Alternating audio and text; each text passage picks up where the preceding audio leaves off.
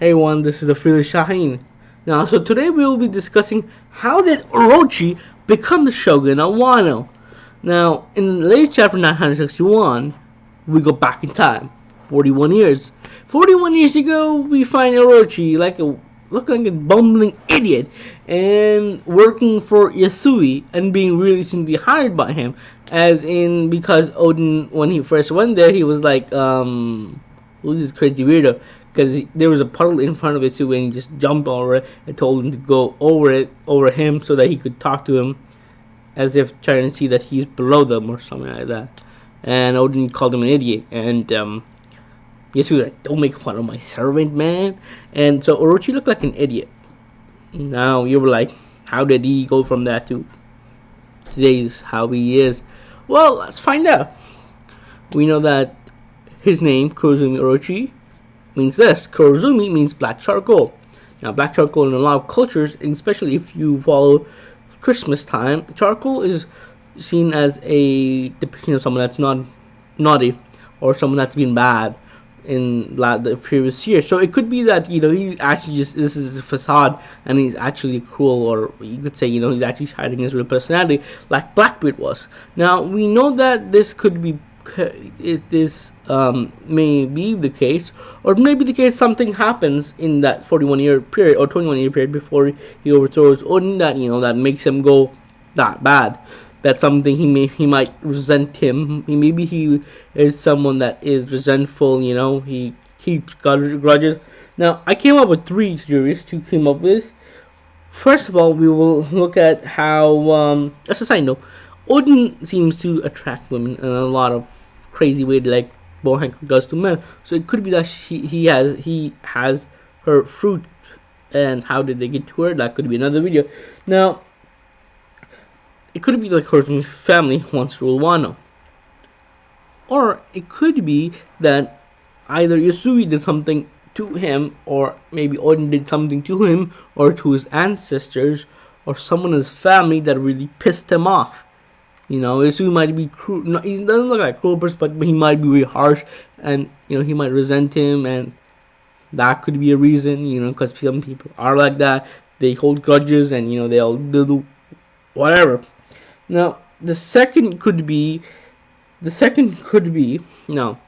the second could be that he was put into a charge of if he was put in like the charge of something, like maybe agriculture ministry or the finance ministry by the shogun of Wano, the Odin's father, and he worked a lot hard for it. He worked very tirelessly for the people, and Odin was probably outside, enjoying being part of the Roger Pirates, the Whitebeard Pirates, and once Odin's father died, Orochi think he might become the shogun now, because he's worked pretty hardly. He's basically this act like the son that Odin was supposed to be, and Odin's like, but then the people are like, no, we're gonna call Odin back. And you remember previously we know that Odin didn't want to go back when he was talking to Roger Pirates. They're asking me to come back, but I don't want to go. That could be a reason. And then when he becomes the great leader of Odin, of Wano, the shogun, he is resentful, and he's like, I'm gonna go out and I'm gonna find someone and I'm gonna overthrow Odin, because maybe he's not as powerful as Odin. And lastly, this is one of the leading theories, I think, is that once he was given power, he became arrogant and cruel as he is right now, and he didn't treat people very well. So the shogun, either Odin or his father, saw this, or maybe Yasui saw this and had him exiled from the flower capital, or he was told to get out of, he was stripped of his position, and his resentment towards that displacement got him to leave Wano just the way Odin had, and go find Kaido, and come back and invade and conquer Wano and become the shogun. Now another thing here is that he seems to be either a former follower or some guy that looks up to Odin, since because of his crazy eating sprees, just how we saw Odin having them in 961. Secondly, his affliction to getting women like Odin is also seen by Orochi. Orochi seems to be basically a guy that looks up to Oden and his his hero didn't, and he got betrayed by his Oden, by his hero, and even though the betrayal is by Orochi himself, he still feels betrayed because he was given the position, even though he probably may have been a follower or not.